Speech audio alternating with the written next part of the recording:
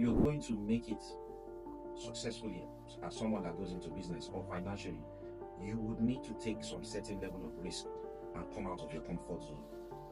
Poverty is a mindset. It's an absence of the correct mindset. This has been proven over time because even when people have materials, they sometimes tend to act in ways that poor people would behave. I am of the school of thought that poverty and riches has a lot to do with the mind.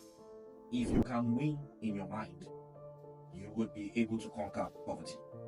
3 things I'm going to be talking about today on why people remain poor. The very first one is the people you hang around or your environment. Someone once said, if you have 4 millionaires as friends and you became the 5th friend that worked with those 4 millionaires, in a matter of time, you will become the 5th millionaire. If you work with people that think in a particular direction, you are most likely going to end up thinking like them, walking like them, and become the same kind of people that they are. The big question here is, who are your friends? Who do you talk to more often than any other person? The people you talk to matter. The environment you stay matters. Change the people and the environments that you stay. Something very wonderful I like to also relate this about is, for those of you that are Christians, if you look at the Bible, there are certain people in the Bible that were given instructions from God, and He told them certain things to leave where they were and to move to other locations. Sometimes your location can have a massive impact on how you think and what's going to happen to you financially.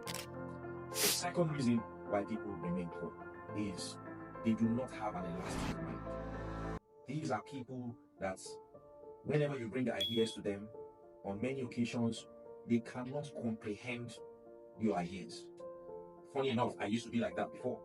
When people bring ideas to me and tell me, oh, XYZ is going to cost XYZ amount, and I'll be like, oh, my mind could not comprehend that amount of money, or I could not see myself making that amount of money or doing business that involved that amount of money. So automatically, when those figures were called, it sort of like defeated me in my head. And that's where a lot of people also miss it, because their mind is not elastic enough to absorb what is coming. As an individual, you should be able to open up your mind to ideas. You should be able to think. One of the most successful businessmen in the world today, Elon Musk, is somebody that has been able to have an elastic mind. He has been able to think light years ahead of the average people in the world. And that's why he is where he is today. So I would encourage you today that you should practice having an elastic mind. Whenever people come to you to speak to you about ideas, don't shut those ideas down. Play with those ideas in your mind. Have the ability to envision those ideas. And if you are able to do that, you will find that you will have the capacity or the capability to produce better results. The third reason why people remain poor is that they do not take risk. There is no successful business person today that is not a risk taker. If you are unable to take risk, you are going to limit your ability to move from one position to another position. And I'll give you an example of myself. In 2017, I looked at where I was working as an individual, and I felt I could do better and make more impact. And I didn't plan it, but there was a certain day I got to work, and something in me just told me it was time to let go. I didn't have any other job. I had not started my business, but I gave him my notice on that certain day, and in 2 months' time from that date, I started my business, my very first business. And today the business is 7 years old and is doing incredible numbers.